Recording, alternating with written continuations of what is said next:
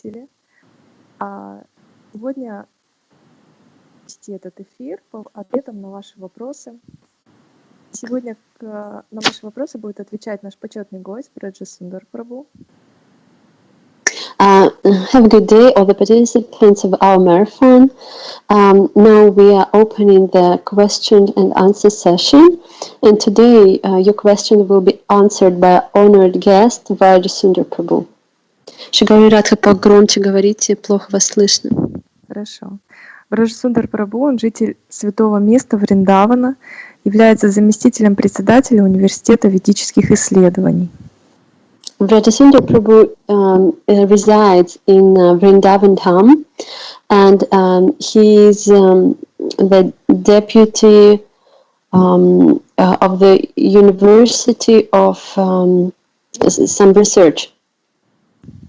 Автор курса по изучению Бхагаватам, по которому обучаются студенты во всем мире, всего мира.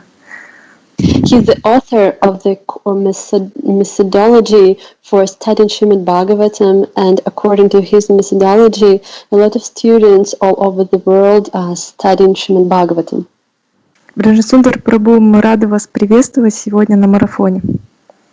Brajsundar Prabhu, we are happy to see you today here on our marathon. Hare Krishna, thank you very much for inviting me. Харе Кришна, спасибо большое за приглашение. И мы начинаем наши вопросы. Первый вопрос. Brajsundar Prabhu, во время первого марафона вы говорили о 4 принципах, которые нам дал Господь Чайтанья.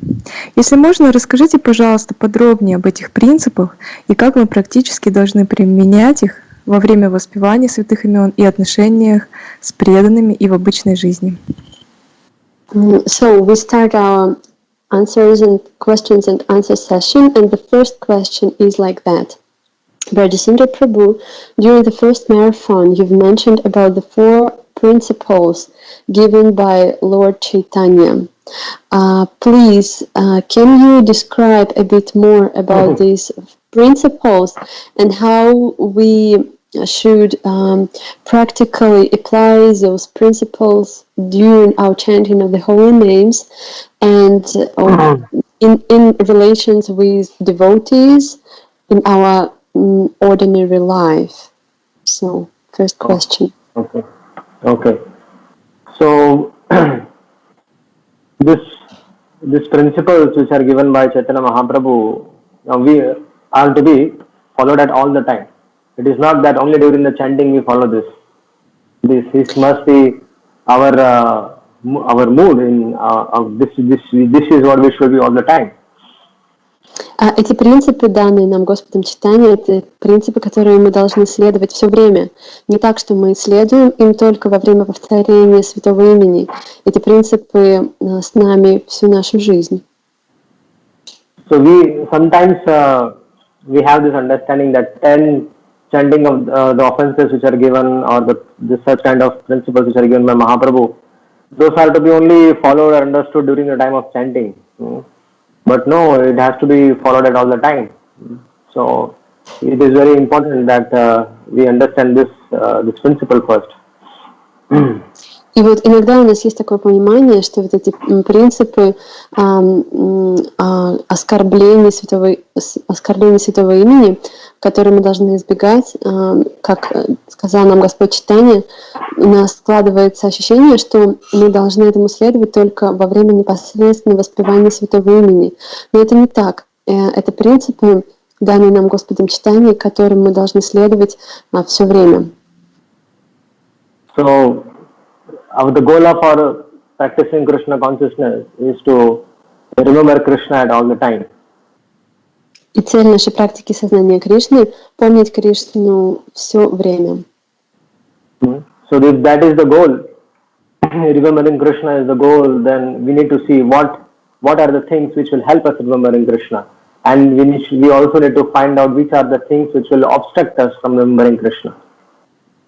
И если нашей целью является помнить Кришну все время, тогда нам нужно понять, что помогает нам помнить Его. И также мы должны увидеть препятствия, которые мешают нам помнить Его. So for remembering Krishna, remembering means smarana. So how does smarana happen? How does remembrance happen?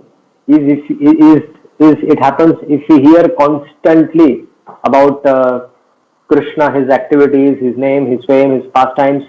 So when that happens constantly, all the time, and also we read also Krishna's name, activities, form, and pastimes. When this thing is there, it happens all the time. Then smarana happens. И вот что означает помнить о Кришне? Помнить о Кришне — это значит смарана. То есть мы должны помнить о нем все наше время, помнить о его форме, о его деяниях, о его лилах.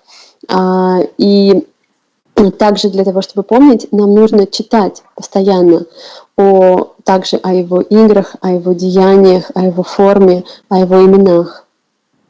So we need to understand very clearly that by our own strength we cannot capture Krishna. Krishna appears in our mind by his own causeless mercy. И мы также должны понимать, что своими собственными усилиями нам никогда не удастся поймать Кришну в своем уме. И это может только произойти по его беспричинной милости. So our chanting, our hearing, our reading, everything, if we do it sincerely, it will attract the mercy of the Lord. И подобным образом наше воспевание, наше слушание, наше прославление, оно должно быть очень искренним, чтобы привлечь милость Господа. So if you see our naturally also, if just we are hearing about non-Krishna conscious things, like if you are hearing about politics, if you are hearing about corona, if you are hearing about this and that all the time, if you are reading about worldly literatures like newspapers and so many different stuff at all the time, then what is going to happen? Where the remembrance is going to be, of course, the remembrance is going to be of all that things only. So this is the key. What is our subject matter? We need to understand. Таким образом, если предметом нашей медитации постоянно являются мирские новости, новости о коронавирусе, новости о политике, тогда в чем будет наша медитация? Что мы будем помнить, на чем мы будем сосредоточены все наше время? Несомненно, мы будем сосредоточены на этих вещах. So at the same time, this is what we have to do, and what we should not do, that also we should know so that we can remember Krishna at all the times.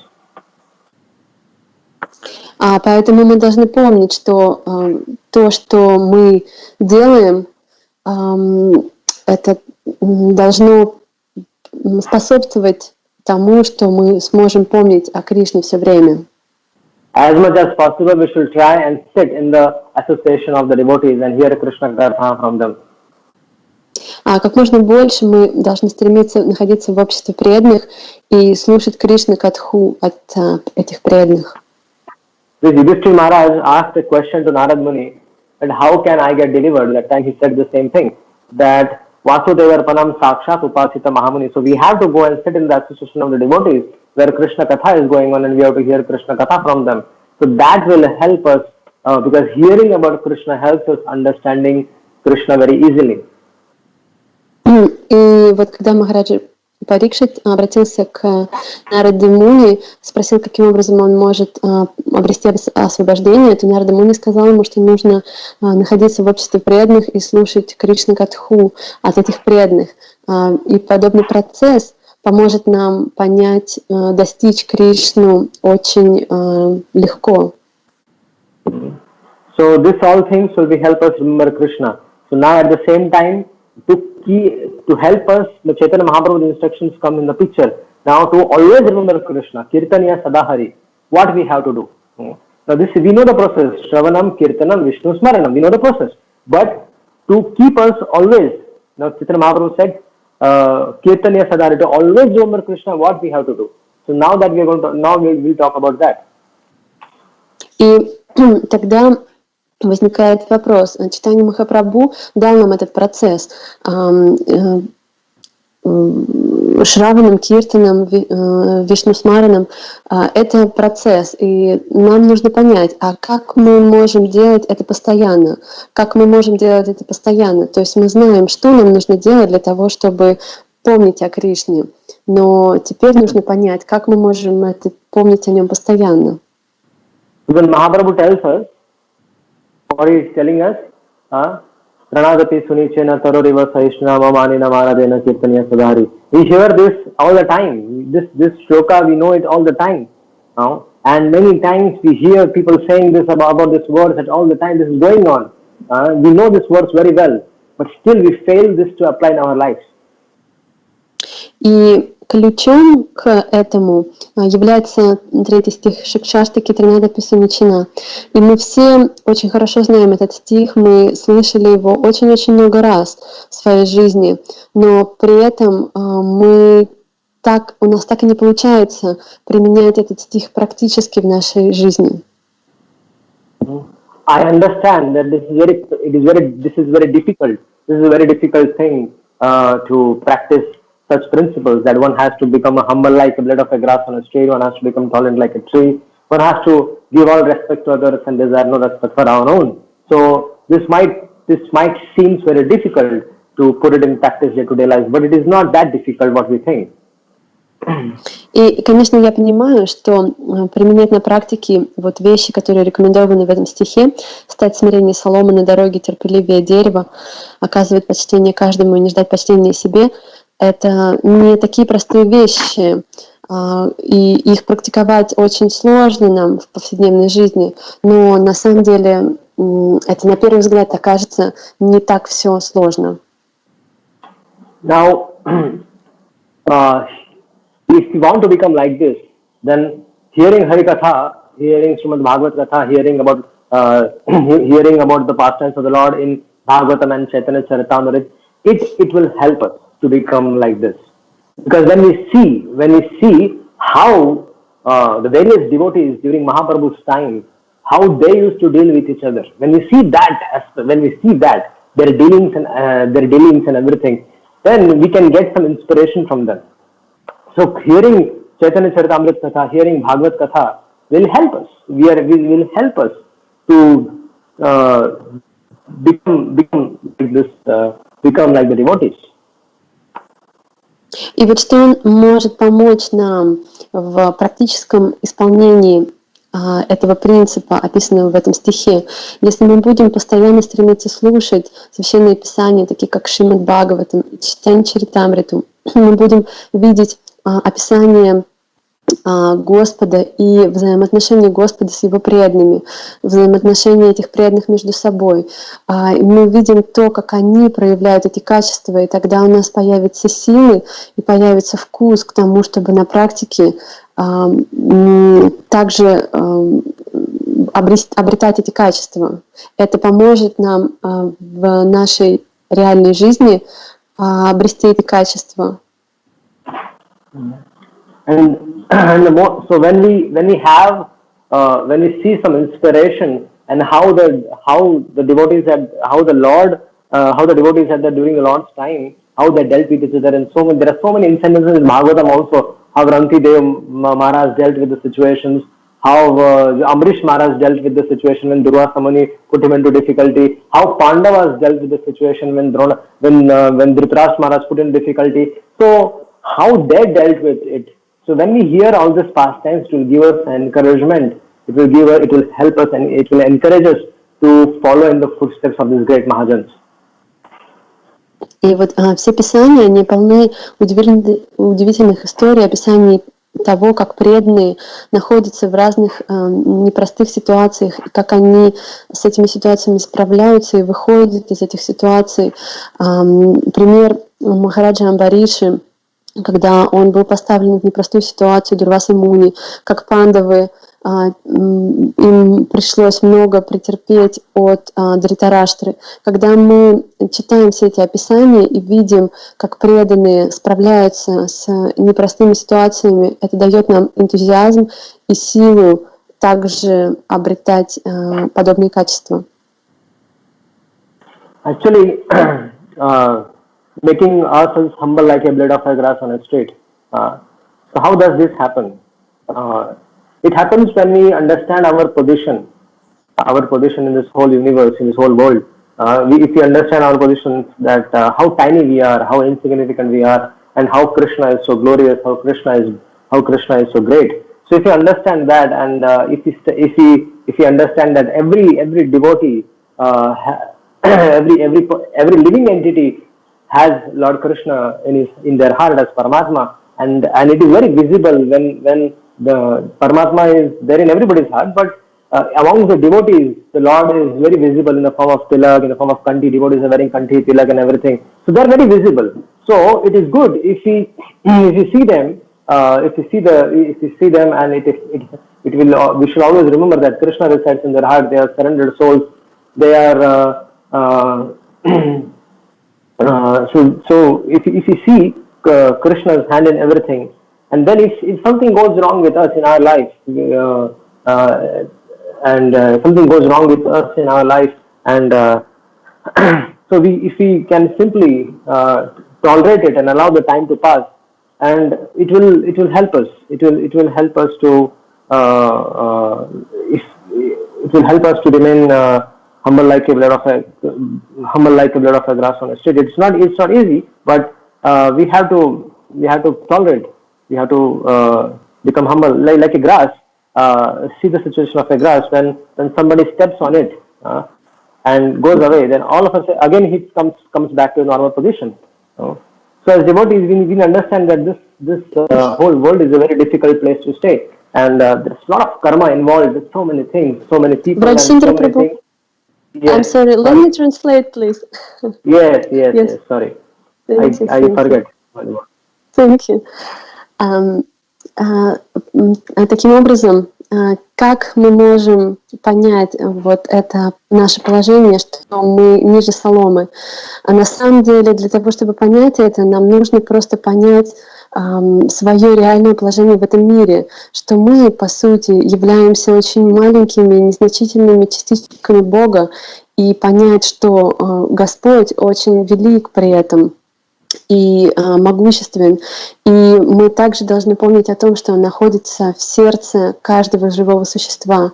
И это не так тяжело понять, особенно важно нам это помнить в отношениях с преданными и видеть, как Господь, Он проявляется в преданных, потому что мы смотрим на преданных, когда мы всегда можем помнить о Господе, потому что преданные, они носят тилаку, у них есть кандхималы, у них есть эти атрибуты, и в отношениях с преданными нам всегда нужно помнить, что через них проявляется Господь. Особенно Он проявляется через каждое живое существо, но в особенности Он проявляется через преданных. И, конечно, может быть, не всегда просто бывает преодолевать какие-то ситуации, которые с нами происходят, но нам нужно стараться это делать, и тогда мы сможем на практике применять вот это наставление, быть терпеливее, быть смиреннее соломы. So, if you see in this situation, life of the Pandavas, how although Pandavas were supposed to rule the kingdom, but still they were being kicked out of their kingdom, and they were staying in the forest for so many years. So, although they were very powerful, but they accepted the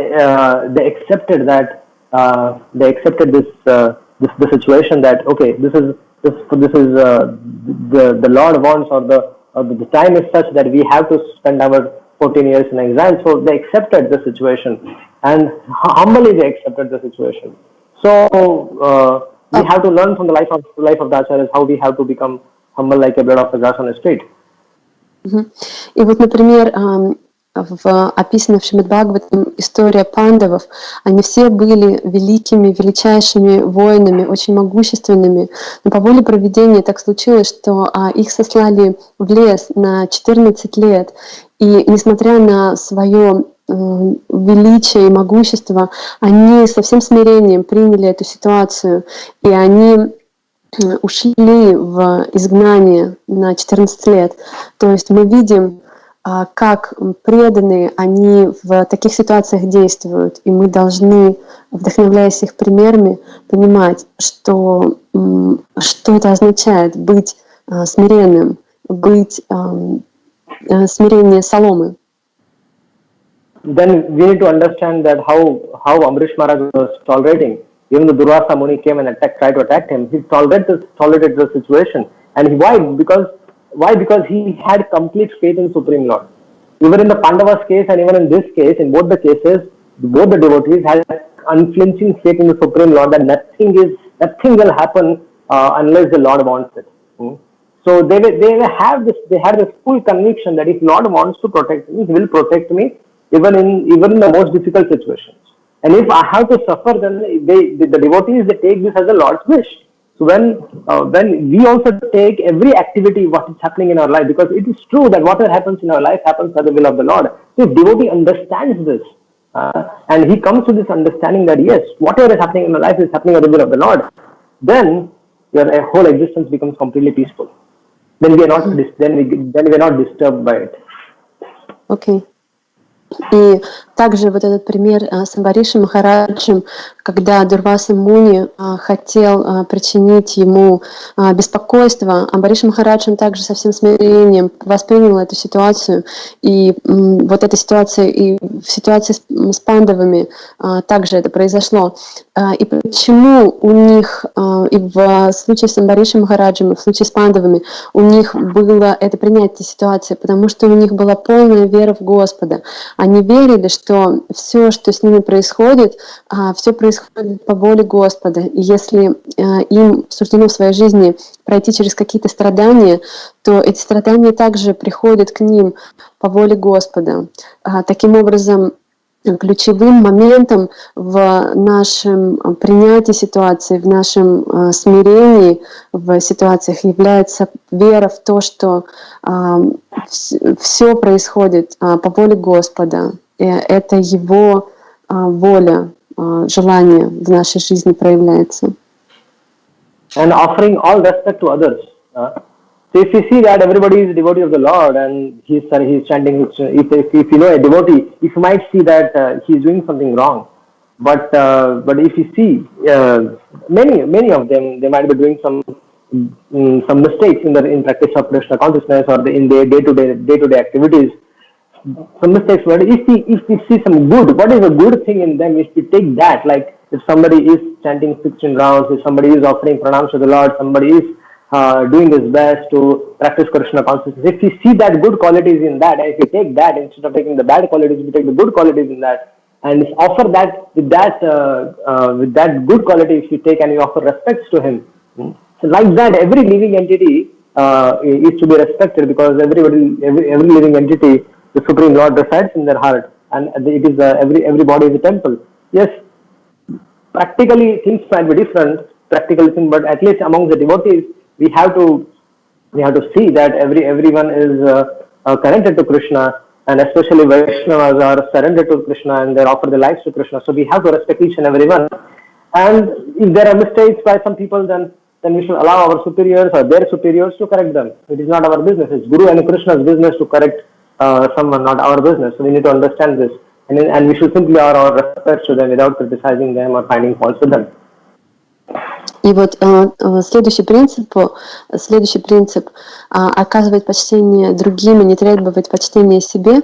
Как мы можем применять этот принцип, когда мы наблюдаем за людьми или за преданными, мы можем видеть, что какие-то вещи они делают хорошо, какие-то вещи они делают плохо, мы можем замечать, что они могут ошибаться, но это не является нашим делом замечать ошибки других. Нам важно быть сосредоточенным на том хорошем, что делают преданные, и стараться медитировать на это, и понимать, что именно за это мы можем и должны должны их уважать.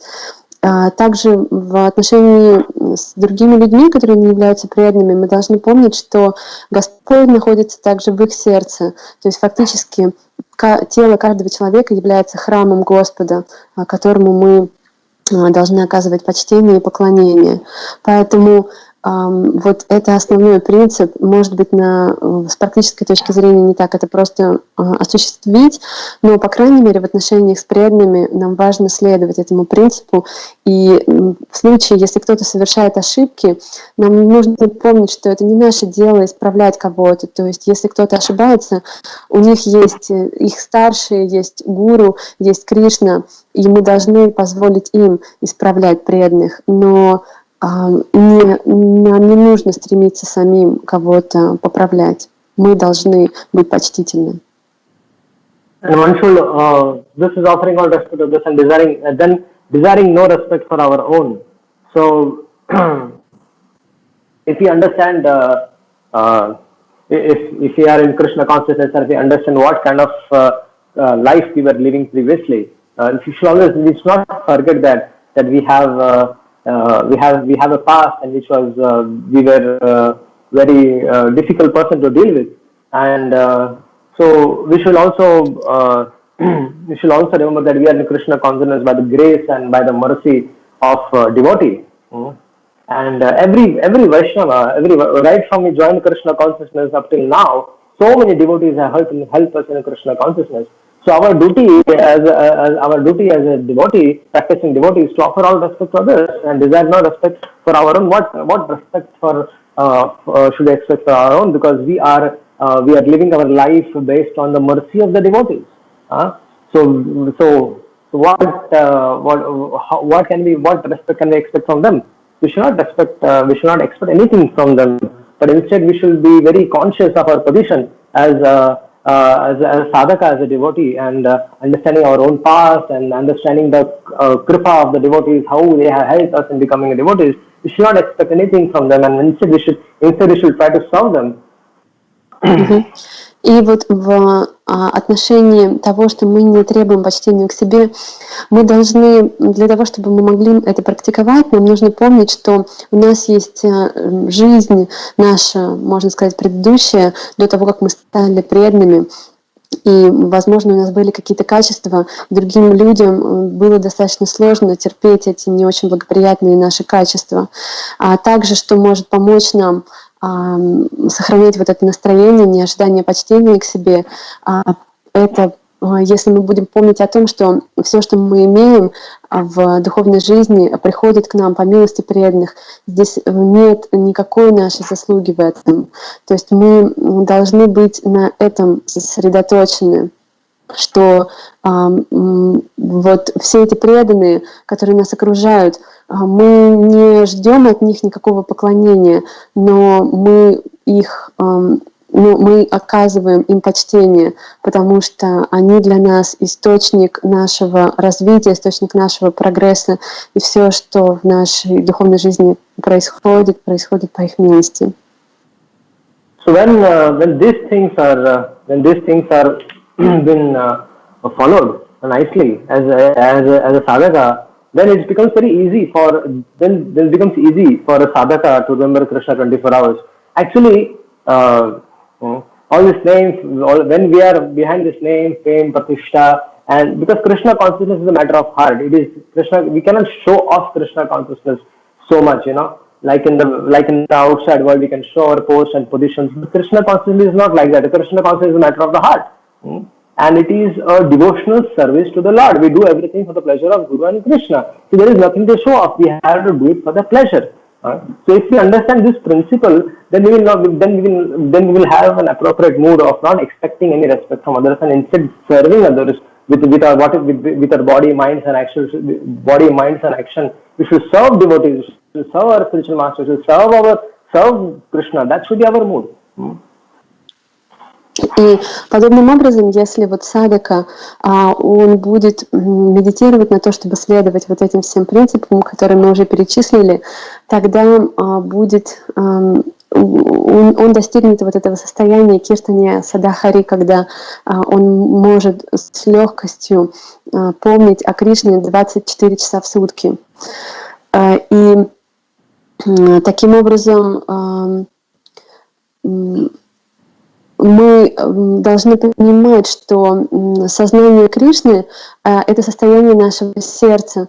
Если в материальной жизни у нас есть стремление к почету, к каким-то достижениям, и мы можем делать это на показ, то в духовной практике это невозможно, потому что наше служение, наше сознание Кришны — это не внешнее проявление, а это состояние нашего сердца.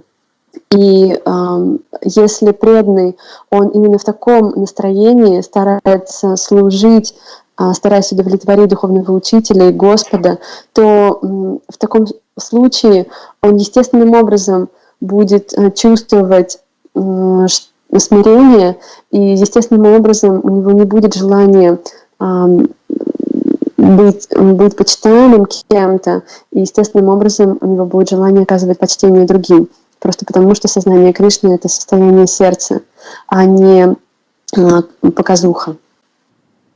The best way to develop this mood, how can we develop this mood, is by praying every day to Chaitanya Mahaprabhu Nityananda Prabhu.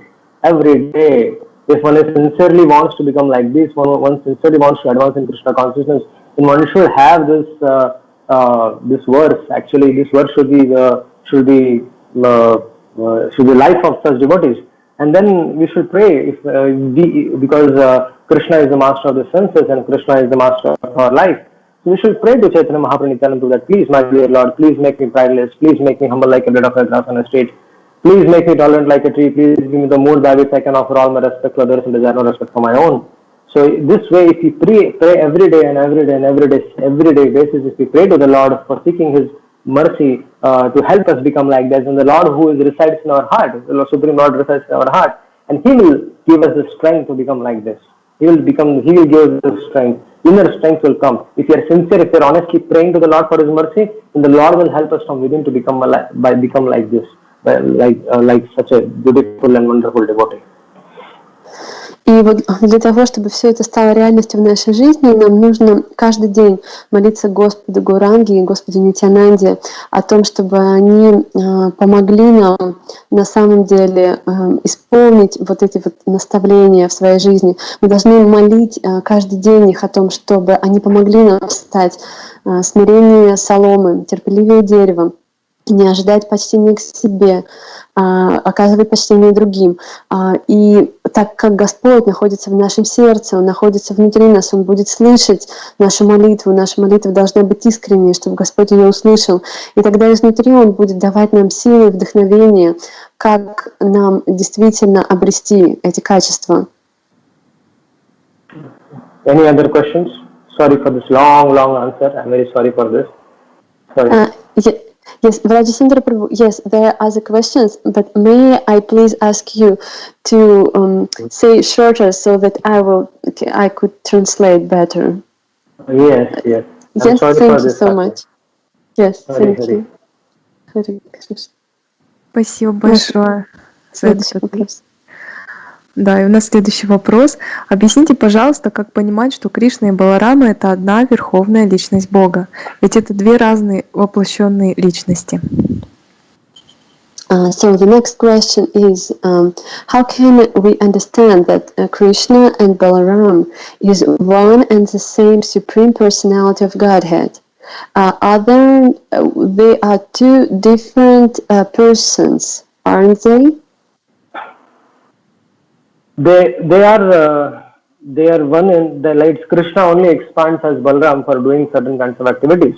Now, Krishna is the Supreme Personality of Godhead, okay, and Balaram is also Supreme Personality of Godhead. But Balaram ji has accepted the mood of a servant. Just like I'll give one more example of the four brothers, Rama, Lakshmana, Bharat, and Shatrughan. So four of them, all were Vishnu Tattvas. But Lord Rama although the Vishnu Tattva, but three of them, that is Lakshmana, Bharat, and Shatrughan, all these three of them, they took a position of a servant. servant. Although they were Supreme Lord Vishnu Tattva, but they accepted the mood of a devotee and they were serving Lord Ram. Why? Why? One good question. Why? Because to teach, to set an example for people in general. Similarly, Balram also, although he is Krishna himself, but he has taken the mood of a servant, so servant, and he is serving the Lord. Мгм. И да, и Кришна и Баларама, они являются оба верховной личностью Бога, но при этом Господь Баларама, он, являясь верховной личностью Бога, принимает настроение слуги Господа. Подобным же образом в истории с Господом Рамачандрой Господь Рамачандра явился вместе с Лакшманом, Шатругной и Бхаратом. И все они четвером являются Вишну-татвой, то есть они все являются верховной личностью Бога. Но при этом Господь Рамачандра, он непосредственно Господь проявляется как Господь, но Лакшман, Бхарат и Шатругна, они принимают настроение слуги Господа. Для чего они это делают? Для того, чтобы показать пример другим людям, каким образом нужно служить. То есть они принимают настроение преданного Господа Рамы. So for the sake of pastimes, Lord Balram, and for giving transcendental pleasure to Krishna, Lord Balram, he takes, although he is the Supreme Lord himself, and so he does so many activities. From Balram only comes the Mahasankarshan and Karnadaksha Vishnu, Garbhadaksha Vishnu, Siradaksha Vishnu. So all these are expansions of Balram only. So but the main role of Balram also in the Leela is serving Lord Krishna. So he serves Krishna as being an elder brother. So this is the answer for this, that both are the same personality, but Balramji has accepted the position of a servant personality of Godhead. They are Sevaka Bhagavan. It is called as Sevaka Bhagavan. Таким образом, и Кришна, и Баларама, они являются верховной личностью Бога, но Господь Баларама, он принимает настроение Севаки Бхагавана, то есть это Господь-слуга. И Господь Баларама, он в играх Господа Кришны принимает, он является его старшим братом, и он участвует в этих играх как слуга Господа. Но на самом деле Господь Баларама является первой экспансией Господа Кришны, и из него исходят все остальные экспансии, такие как Маха Вишну, Гарпада Кашая Вишну, Каранада Кашая Вишну. Но так как он принимает настроение слуги, то есть он принимает настроение слуги, несмотря на то, что он является верховной личностью Бога также. So just like Chaitanya Mahaprabhu himself is Krishna himself, but he has accepted the mood and complexion of Srimati Radharani, and he has come as the devotee. So although he is Krishna himself, he is Krishna. So Krishna Chaitanya Radha Krishna and he is Krishna, but he has accepted the mood of a devotee. For what? For what purpose? What is the purpose of doing this? Is to help set an example for other devotees to follow how to practice Krishna consciousness. So this is also Krishna himself, but he is Sevaka Bhagavan. He is in the form of a devotee. Подобным же образом Шри Чайтанья Махапрабху также он является Кришной, самим Кришной, но он явился в настроении Шримати Радхарани, и также он принял форму Шримати Радхарани. Он также является Севака Бхагаваном. Для чего он это сделал? Для того, чтобы дать пример того, каким образом нужно служить Господу. Okay. Any other questions? Еще вопросы? Да, спасибо большое. Вот скажите, как правильно отвечать на извинения других преданных? Стоит ли что-то говорить или говорить, что все по воле Кришны по отношению к младшим, равным и старшим? So the next question is how we should behave properly when other devotees are asking for forgiveness from us. Should we mention then that everything is done at the will of at Krishna's will, and how we should react properly, considering to those who are superior to us, to those who are equal to us, and to our younger devotees. So, When can somebody can you reframe the question again, Katya? So if somebody is asking us to forgive them, if To some forgive them. devotee, yes, somebody asks us to forgive them, yes, and how we should react properly. Should we say to them that everything is the will of Krishna, and if this person is superior to us, or he is equal to us, or he is younger to us, when the person is asking us to forgive him? Okay. So there is a verse in Srimad Bhagavatam. Everybody can take a note of this. This verse is 4:8:34. И в Шримад Бхагаватам есть стих 4:8:32. So this verse is very, very important for the devotees. This verse will solve all the problems. And this verse, if we understand this verse, it can easily solve our so many problems of life. И вот этот стих, он очень-очень важен для преданных. Он может решить для преданных все их проблемы, если мы сможем понять этот стих правильно. It says, Gunadhikan mudam lipset anukroshan gunadhamat maitring samanat anvishchena na par abhuyate. It is said that every man should, every person, everyone, every sadhaka should at least act like this. What is been said here? When we meet a person who is more qualified than us, we should what should we do? If we see someone more qualified than ourselves, we should not become envious of him, and we should be very happily welcome him in our lives. Go ahead. И в этом стихе, it's verse 4:8:32. 4:34. И этот стих 4:8:32, он звучит следующим образом. Каждый должен руководствоваться таким правилом.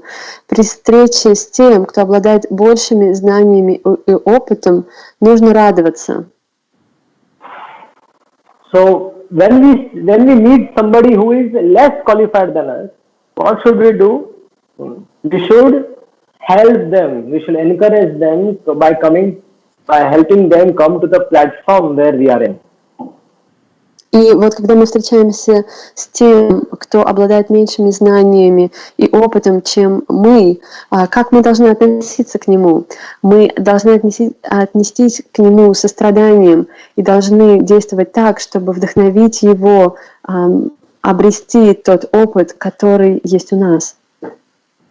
So, Gunadhikan mudam lipset, anukroshan gunadhamat, when you see somebody, we should be, and then the last maitring samanat anvichana.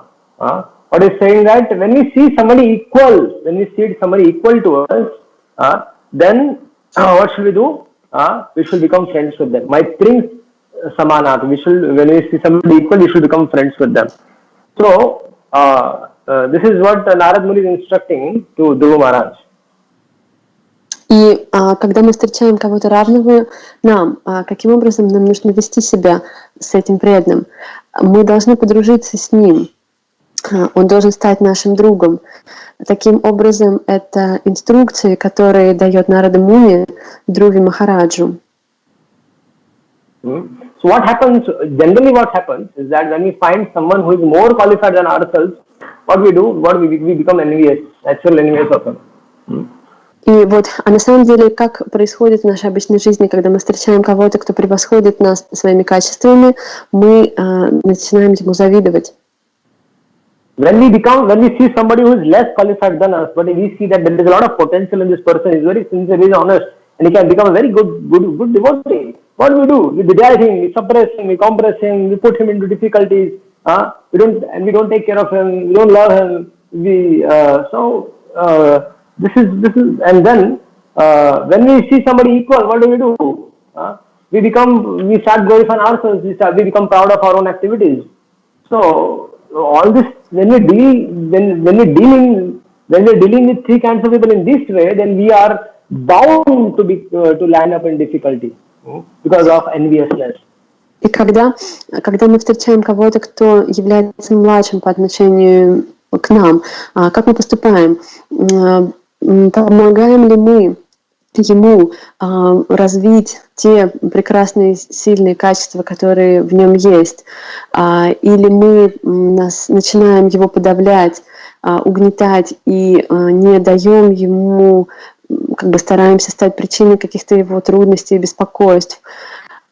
И когда мы встречаемся с равными, то мы просто начинаем гордиться какими-то нашими достижениями, мы начинаем проявлять гордость. Поэтому такое поведение, если мы ведем себя таким образом, то неизменно мы попадаем в большие трудности и неприятности, связанные с этими отношениями. If we want to remain free from the miseries of the material world, then we have to deal with these three kinds of people in this way. When we see somebody superior to us, offer respect. When we see somebody inferior to us, go and help them, encourage them, love them, give them affection, give them care. If they make some mistakes, forgive them. And when we see somebody, when we meet somebody equal, make good friendship with them. And in this way, we will be free from the threefold miseries of life. Threefold miseries of life will be very happy in our heart. This is the mood of, this is what a devotee should accept, be like that. Поэтому для того, чтобы нам избегать тройственных страданий материального мира, мы должны правильным образом вести себя с тремя категориями этих людей. Когда мы встречаем кого-то, кто превосходит нас, мы должны выказывать ему почтение. Если мы видим кого-то, кто является младшим по отношению к нам, мы должны проявлять к нему привязанность, любовь, заботу, помогать ему. Если он совершает ошибки, мы должны его прощать. Если мы встречаемся с кем-то, кто является равным нам по качествам, мы должны дружить с ним. Таким образом, если мы будем действовать таким образом, то мы сможем почувствовать большое счастье, удовлетворение в нашем сердце, и мы будем свободны от тройственных страданий этого мира.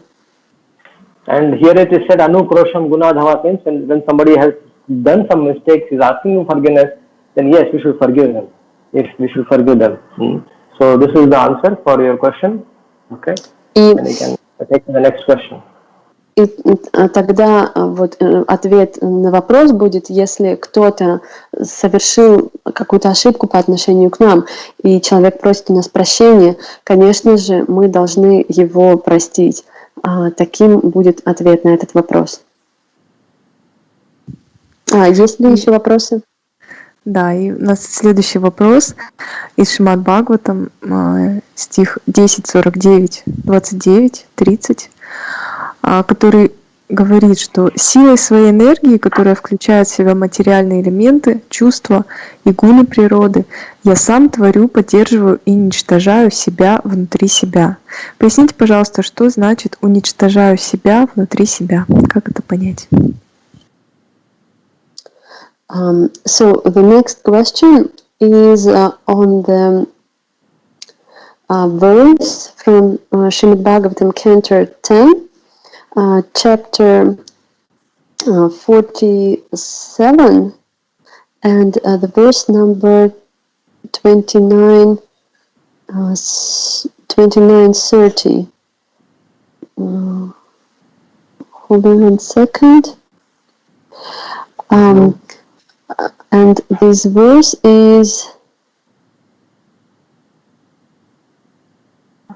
1 second. So with the power with the power of my energy that includes all the material elements, senses, and gunas of material nature, me myself, I create, I sustain, and I destroy myself within myself. So this is how Which it verse? is. Which verse? 10, 47, 39. 10, 10 Cantor, chapter Ah, 47, and verse uh-huh. number 29, 30. Okay. But I see that this is how it is given in Russia. Okay. Maybe in English translation it sounds It's different. differently. It's different. Yeah, Yes, yeah, yeah. it's a little bit differently because so the devotee is asking um, how does like how he can understand that the Krishna is destroying himself inside himself, something like that, you know. But in English translation, I don't see that I it didn't get is the. given like that. I did not get the question. I'll read the English translation for you. Okay. Uh-huh. The Supreme Lord said. You can translate this. Are you reading the English Correct. text? Yes. Yes. So that yes, I'm reading the Yes. translation only. Translation only, so that you Okay. get a clarity on what has been written here.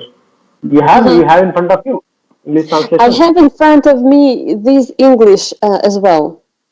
Should I open Okay. the Russians then? Yeah, yeah. No, what's the question? I did not get the question only.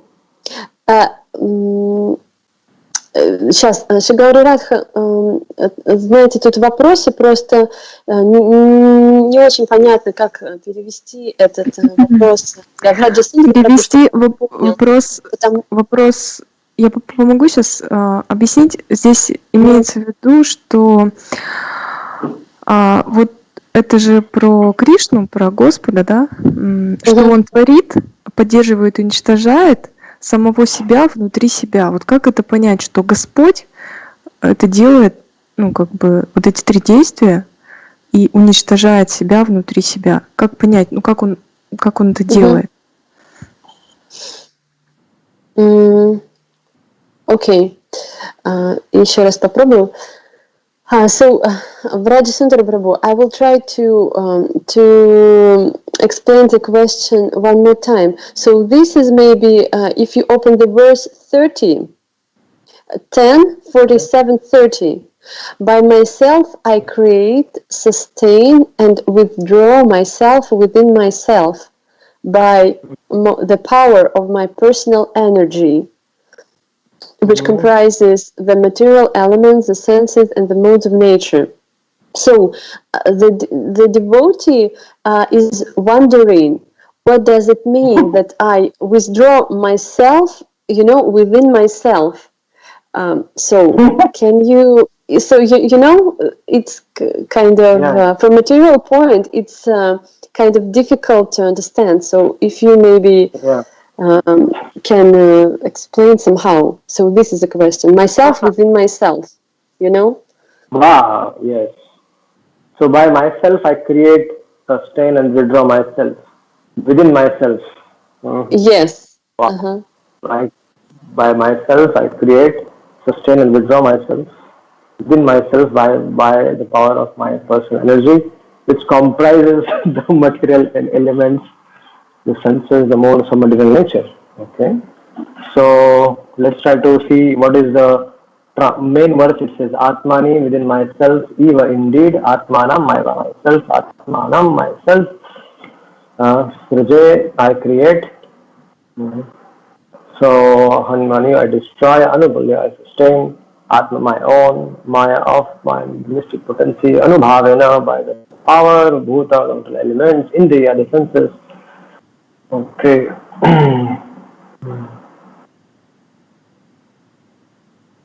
So we need to understand that we had to that this whole the whole world is actually the Supreme Lord's Virat Rupa, Virat Purusha form, that the whole world is under his body. Нам нужно попытаться понять, что вся сотворенная материальная вселенная является формой Виратрупы Господа, и она находится в теле Господа. So when Krishna showed the universal form to Arjuna, he saw that. What did he see? We should say he saw that the creation, the maintenance and the destruction, everything is taking place in Krishna. И вот когда Господь явил вселенскую форму Арджуне, то что предстало взору Арджуны? Он увидел, что все создание, все поддержание и все разрушение, оно происходит внутри тела Господа. And Arjuna also saw how this thing happens. It happens by Krishna's own energy. And he saw that everything, the whole universe, there are unlimited universes within Krishna in the universal form or the Virat Purusha form of the Lord. So he saw that, Arjuna saw that everything is there within Krishna. Nothing is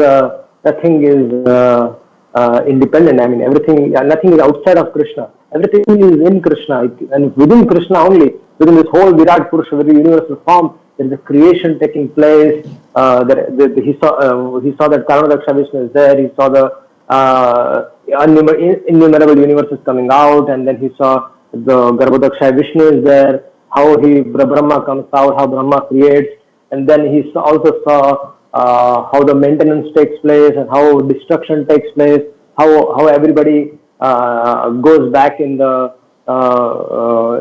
Karunadaksha Vishnu. So everything he saw.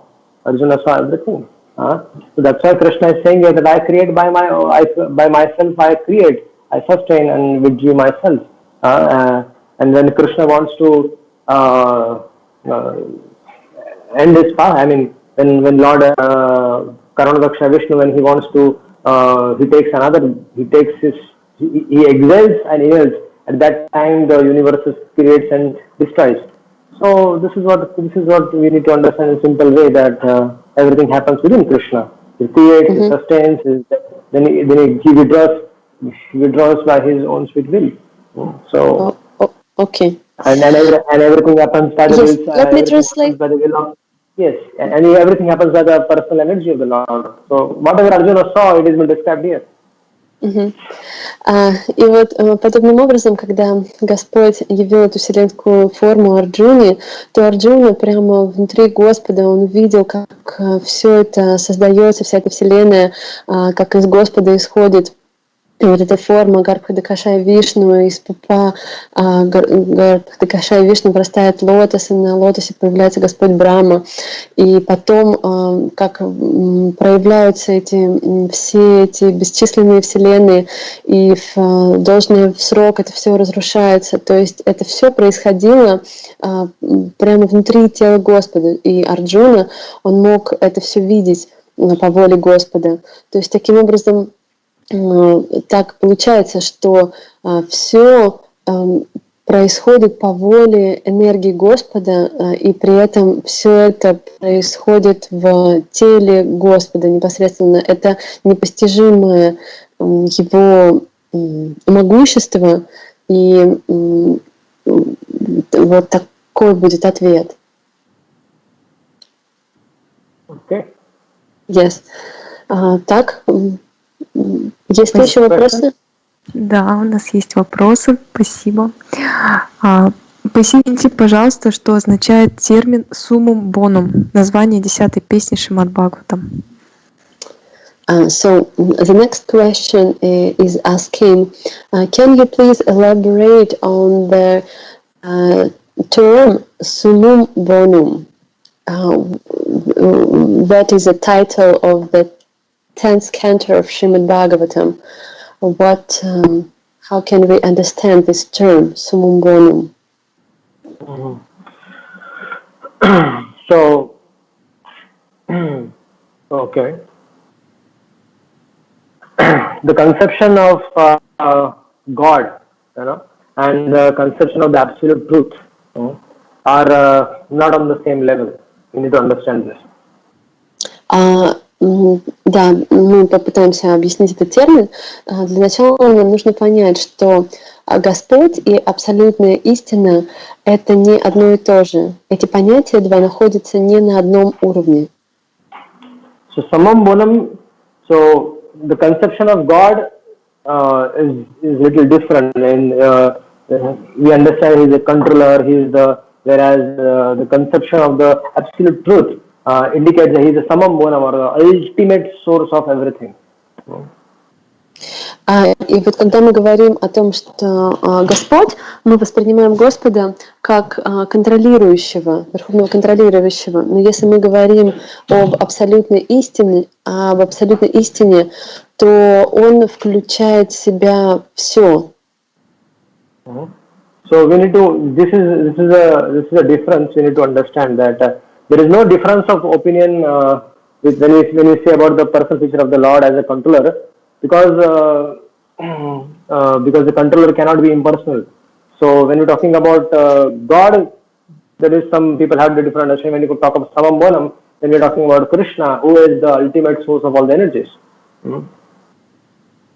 So Krishna is a controller, but as well as a source of all the energy. So I'm talking about the people, Samam Krishna. Now we're talking about the different understanding of the people. But yes, when we're talking about Samam and Krishna, Prabhupada writes that there is a difference between people's understanding of the concept of God and people's understanding and devotees' understanding of absolute truth. So when people say people understand about the God, they say for them the understanding is that He is a controller. But when we understand the Supreme Lord as the absolute truth, then we understand that He is the Samam Bonam. We say that He is the is the ultimate source of all the energies. From Him everything. Yeah. So this is the difference.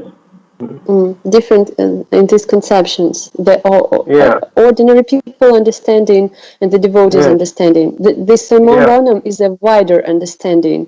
Yes? Yes. И то есть как бы разница вот в этих двух понятиях, что с обычной точки зрения, может быть, сказать, с обывательской точки зрения, вот у людей понятие Бога ограничивается пониманием, что Господь — это тот, кто всех контролирует, то есть Он верховный контролирующий. Но понимание преданных, оно немного шире. И вот это понимание, оно определяется термином Самам Bonam. То есть Господь, Он является источником всех энергий. То есть преданные в этот термин Самам Bonam включают вот это понимание, что Господь, Он является источником всего. Из Него исходят все энергии. So when we say about Samam Bonam, we are talking about Krishna. And He is one without a second, and He has expanded Himself into various parts, portions, and particles as Swayam Rupa, Swayam Prakash, Prabhava, incarnation, Swaibhava, Vilasa, Avtara, Avashesha, Jivas. So this is what we understand about Krishna in this way. И вот когда мы говорим о Самам Bonam, мы имеем в виду Кришну, и мы говорим о том, что Он единственный, и нет второго такого. И вот непосредственно Кришна, как Самам Bonam, Он уже является источником всех бесчисленных воплощений, и в том числе также живые существа, они как бы исходят из Него. То есть вот что мы вкладываем в понимание Самам Bonam. Many learned acharyas have, when they talk about this transcendental subject, and when they analyze carefully about this Samam Bonam Krishna, what they understand is that Krishna has 64 principal attributes which nobody has. И вот когда все величайшие ачарьи говорили о Кришне как о Самам Bonam, то они упоминали 64 отличительных качества Кришны, которые есть только у Него и нет ни у кого больше. And everything is coming from Him. I mean, everything Krishna is the possessor of everything, or this attributes 10%, and all the other all the other expansions and other categories have percentages which are less than that. Мгм. И вот все исходит из него, то есть достояния Кришны, они являются полными и совершенными, и все остальные экспансии, они исходят из него, и они обладают какими-то достояниями не в полной мере, а в каком-то процентном соотношении от качеств Господа.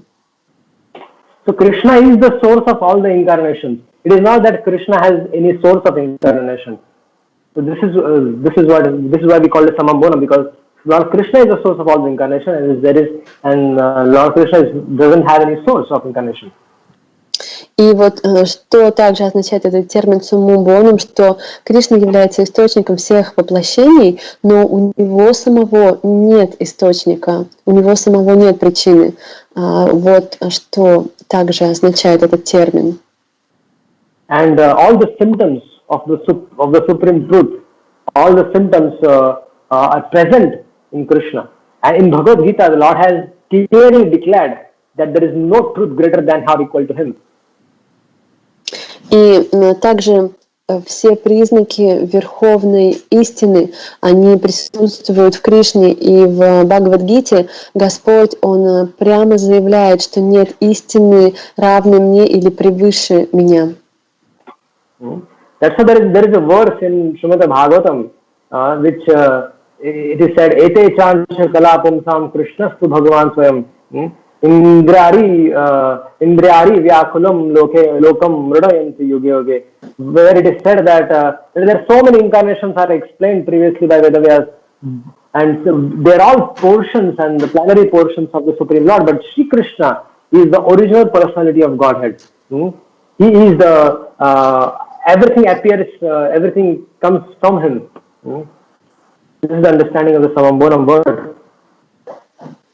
И вот в Шримад Бхагаватам есть стих, в котором объясняется, что Кришна является источником всех воплощений, и все вот эти воплощения, они исходят из Него. Не он является воплощением какой-то аватары, но наоборот, все воплощения исходят из Него. Все, что были до этого описаны Шрилой Вьясадевой. So here the Vedavyas in this verse is saying Krishna Stu Bhagavan Swayam. So in this word, the word Swayam signifies, what it signifies? The supremacy of Krishna as a Samambonam. И вот в этом стихе, который Брajsundar упоминает, там упоминается термин, Шрила Вьясадева говорит Кришна Сту Бхагаван Сваям. То есть Сваям как раз указывает на верховное положение Господа Кришны, то есть на то, что Он является, именно Кришна является Сумумбоном. So when we are talking, that's why when the 10th canto is called Samambonam because of this reason, because we are dealing with that personality who is the source of all the incarnations, who has no source. So the 10th canto talks about him. That's why it is called as Samambonam. Поэтому, когда мы говорим о 10-й песне, и почему 10-я песня называется Сумумбоном, именно потому, что именно вот непосредственно Господь Кришна, Он есть этот Сумумбоном, Он является источником всех предыдущих воплощений, но у него самого нет источника, поэтому 10-я песня и называется Сумумбоном. Окей. Хорошо? Да, спасибо большое. Next question. Есть еще вопросы? Да, конечно. И наш следующий вопрос. Как определить материальные и духовные эмоции? Как их различать, да? Что это такое и как различать? Это зависит от источника, который вызывает эмоции, как таковые. А как все-таки культивировать духовные эмоции? So, the next question, devotee is asking, how can we differentiate material emotions and spiritual emotions? And does it depend on the source that promotes these emotions, and how can we cultivate spiritual emotions?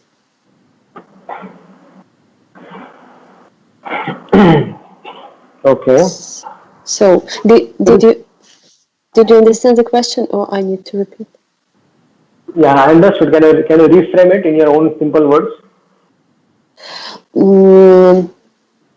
So, just the difference. How can we understand the emotions? Something that we feel, is it material or is it spiritual?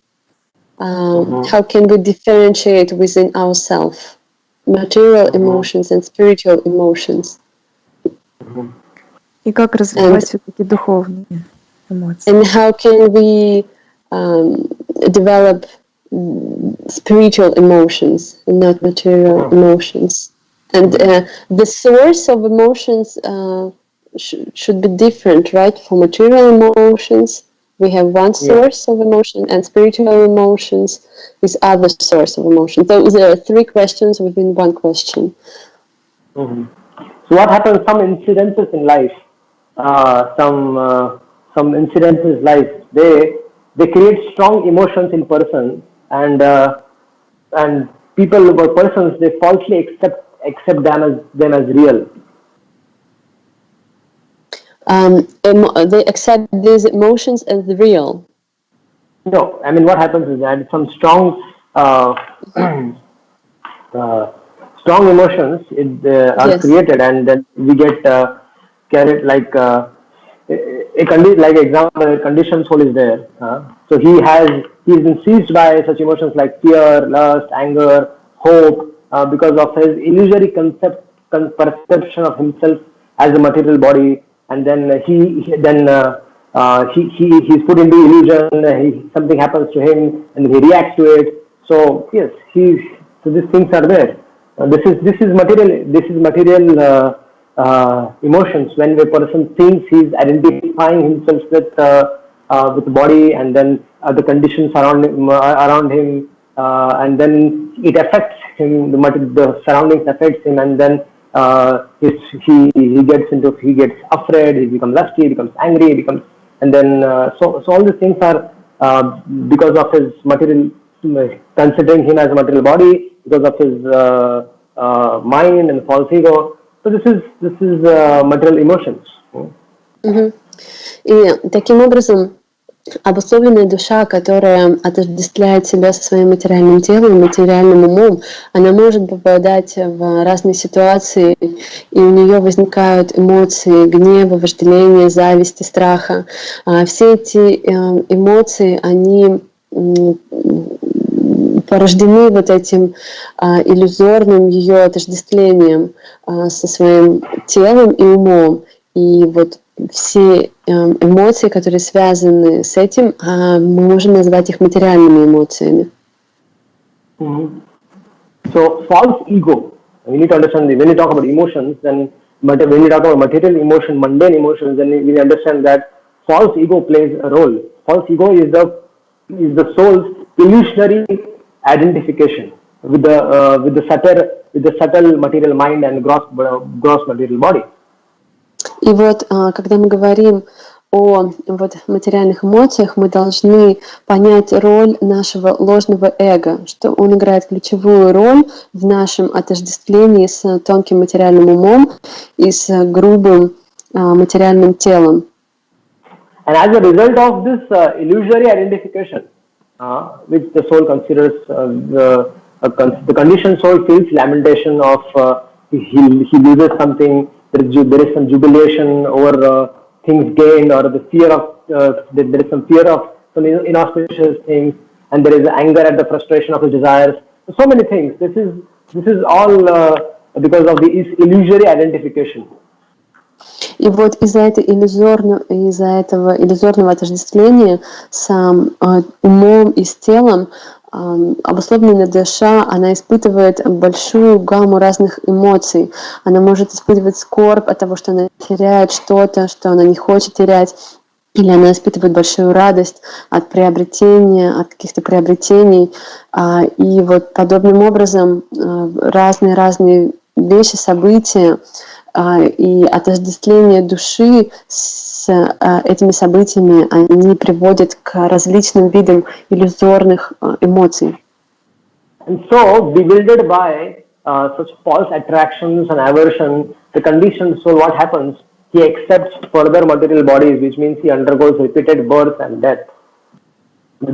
И вот сбитая с толку таким отождествлением, такими эмоциями, что происходит? Она просто привязана к тому, чтобы после оставления этого тела получить другое тело.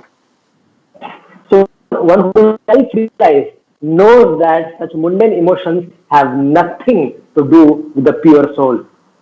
Our Swarup is to serve the Jivara Swarup Hai Krishna Vidas. Our Swarup is to serve the loving service of the Lord. So self-realized souls know that this mundane emotions has nothing to do with the pure soul. И вот первая вещь, которую нам нужно понять, что вот эти мирские эмоции, они не имеют никакого отношения к чистой душе. И наше положение, чистое положение, это вечное мы вечные слуги Господа. То есть мы не имеем отношения к этим эмоциям материальным. Никакого. So within the soul are profound transcendental emotions. Emotions are there. И вот within the soul there are profound transcendental emotions. Now we are talking about this subject matter. И вот в душе душа является хранительницей вот этих чистых, трансцендентных духовных эмоций. And such profound transcendental emotions, they lie dormant as long as the soul sleeps in Maya, in material illusion. Till the time the soul is in material illusion, these transcendental emotions are like they lie down, they're like sleeping. И вот эти эмоции, они находятся в таком покрытом, можно сказать, они находятся в спящем состоянии, в покрытом, в то время, пока душа, находясь в материальном мире, также находится в спящем, покрытом состоянии, покрытом гунами материальной природы. То есть эти эмоции, чистые, настоящие эмоции, они находятся в душе, но пока она покрыта иллюзией, эти эмоции также не проявлены, они как будто бы во сне.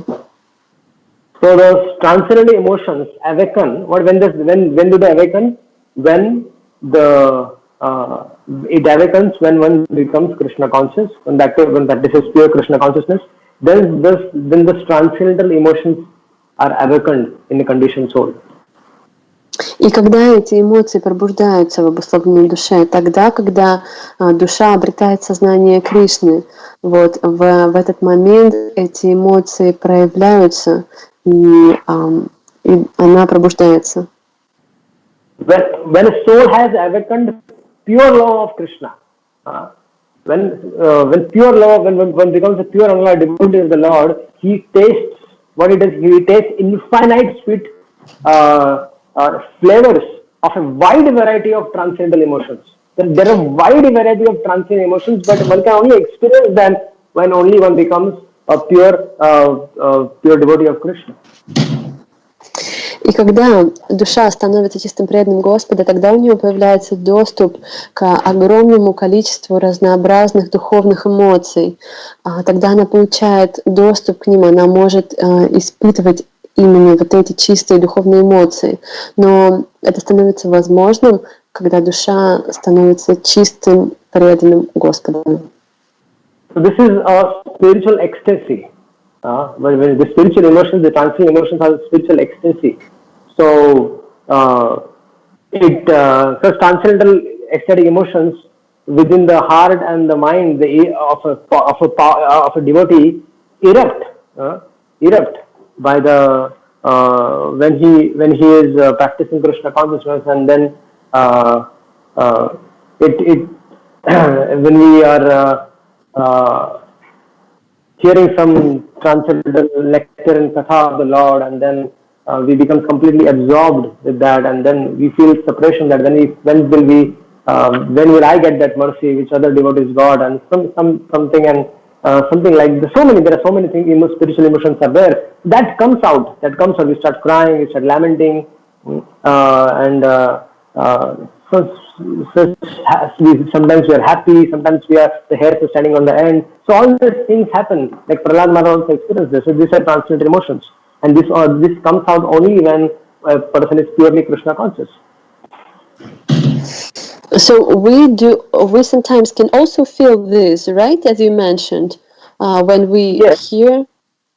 yes, we can experience that, because if you are pure. Uh, Purely when you're trying to practice pure devotional service, then such symptoms, even a sadhaka, although he has not become completely a Premi Bhakta, but yes, he can also experience that to slightest degree. But gradually, as become more and more pure, then such symptoms will be more visible. But these are natural. It is not something artificial. It comes naturally by the power of pure devotional service. И вот эти эмоции, они постепенно раскрываются, становятся доступным преданному по мере его развития духовного. То есть это вещи, которые нельзя каким-то образом искусственным вызвать, и по мере, и какая-то часть вот этих эмоций, может быть, какой-то отблеск этих эмоций, он доступен даже начинающим преданным, но в полной мере эти эмоции раскрываются, когда человек начинает по-настоящему заниматься чистым преданным служением, когда во время слушания лекций какого-то возвышенного преданного, когда у нас возникает эмоция о том, что мы сожалеем, что возникает чувство разлуки с Господом, у нас могут подняться волосы на теле дыбом, или из глаз политься слезы могут. То есть это не искусственно, это невозможно как-то форсировать. Это естественным образом проявляется по мере нашего прогресса. Sometimes during hearing some Harikatha, some incidents from past times of the Lord and His devotees, we feel some emotions come out.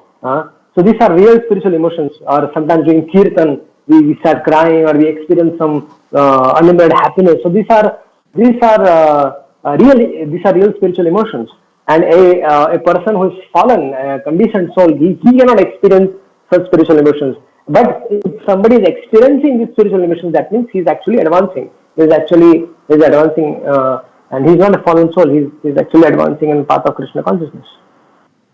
И вот мы на своем уровне иногда во время какой-то лекции, когда мы слушаем истории о преданных, о Господе, или во время киртана, у нас на глазах могут появляться слезы, или мы можем чувствовать необыкновенное счастье внутри. И нужно понимать, что это и есть духовные эмоции. И эти эмоции, которые мы испытываем, являются показателем нашего развития, нашего прогресса.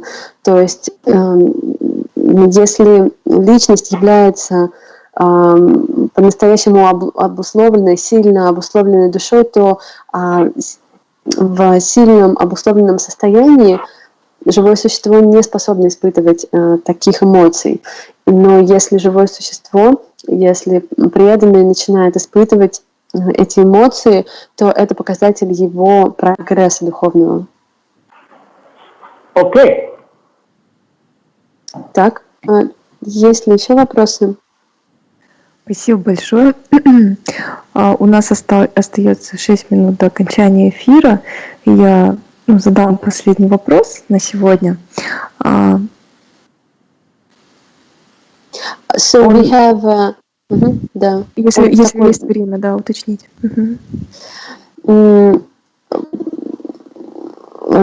Просто тогда, может быть, сказать, что у нас 5 минут, чтобы Брajsundar Prabhu покороче, да, смог ответить? Да, я другой вопрос задам. Другой. So, Вопрос. Бог исполняет все желания, а если кто-то желает то, что касается меня, то мне придется вновь родиться, чтобы исполнить это желание? So the question is, so we have 5 minutes to okay. finish our stream. So if you can answer the last question, maybe Okay, it's fine. not very short answer. So the question is, the Lord fulfills the desires of everybody, and the question Yeah. is, if somebody has a desire connected with myself, does it mean that I will have to get birth again, or how the Lord will fulfill the desire of somebody, the desire that is connected with me? So there are two things now that first we need to understand that if we have a desire, material desires, then we should ask it from Krishna. Есть две вещи в этом вопросе.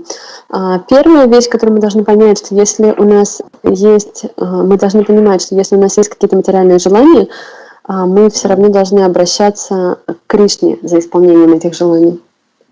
Generally, devotional service should be unalloyed devotional service without any desire for material positions.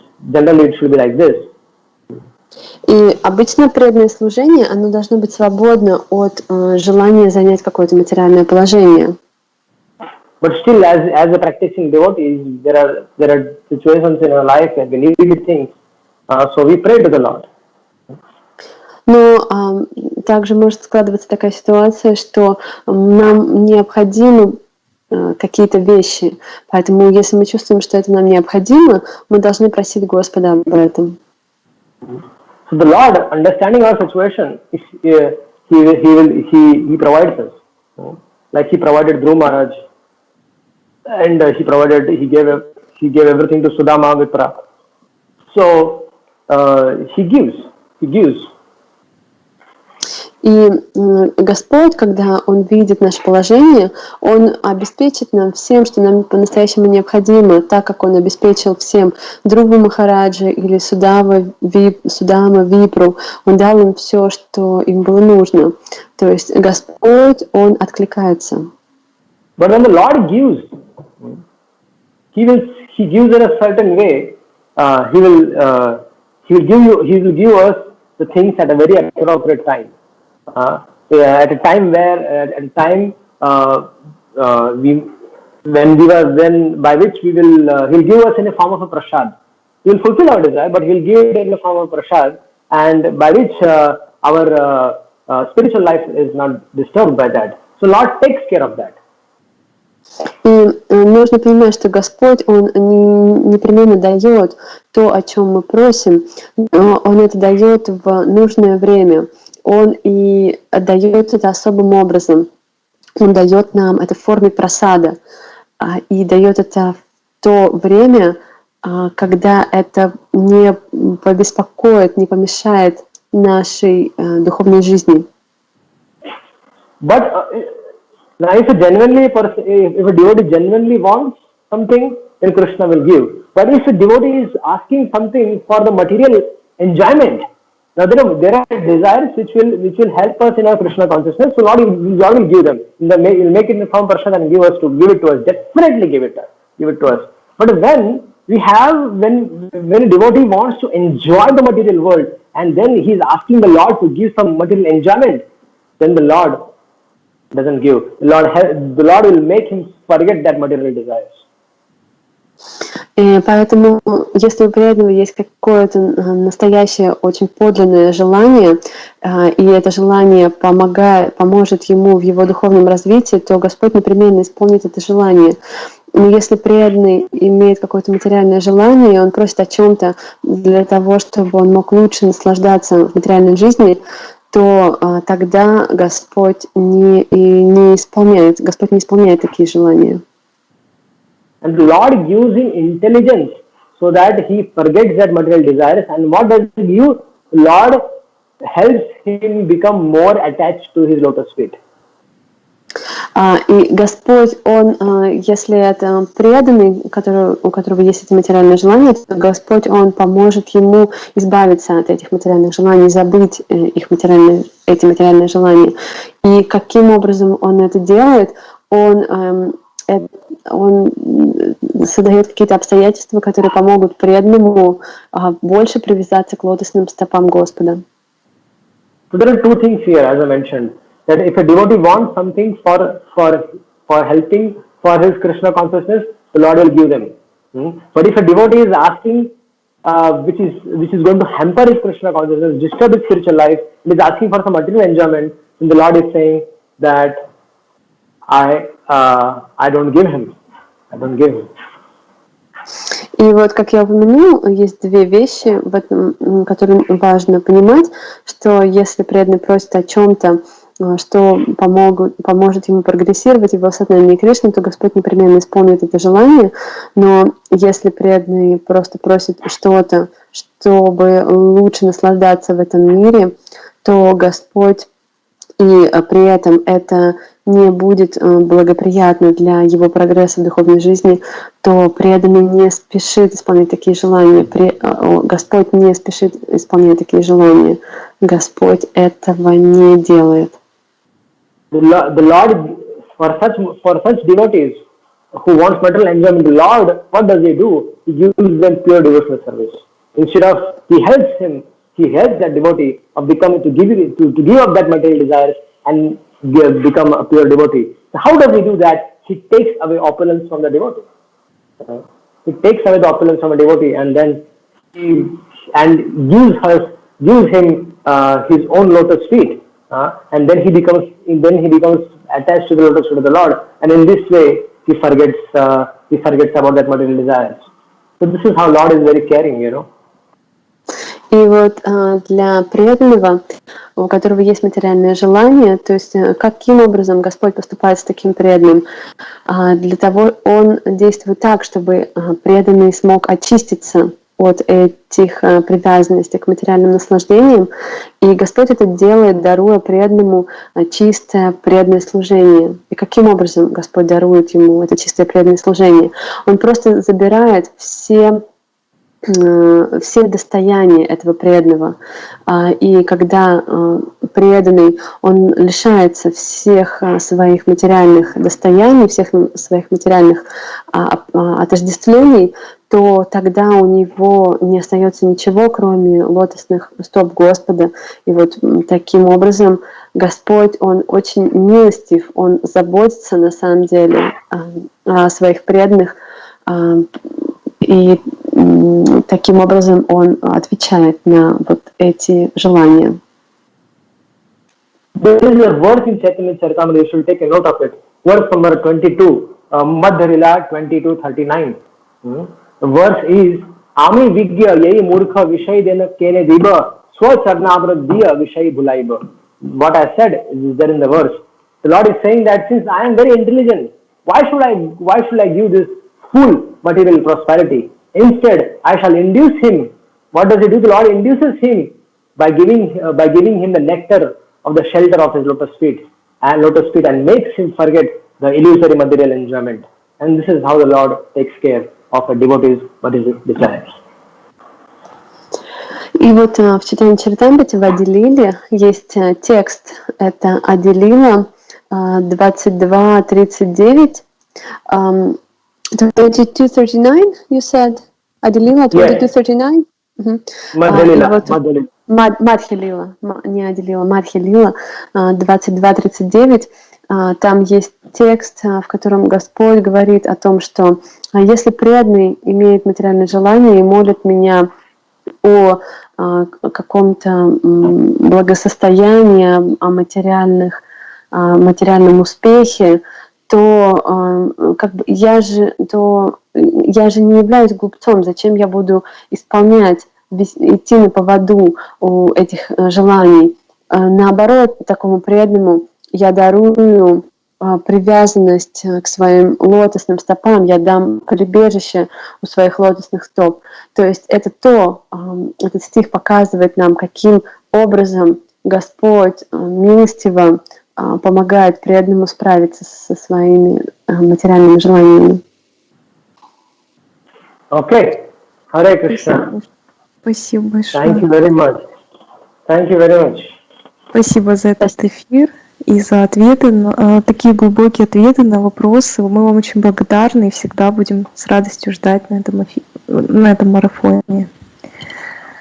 Thank you very much, Brajsundar Prabhu. Very deep, very detailed answers to the questions of the devotee. Thank you very much. Hare Krishna. Thank you, Hare Krishna. Katya. Thank you, everybody. Hare Krishna. Hare Krishna.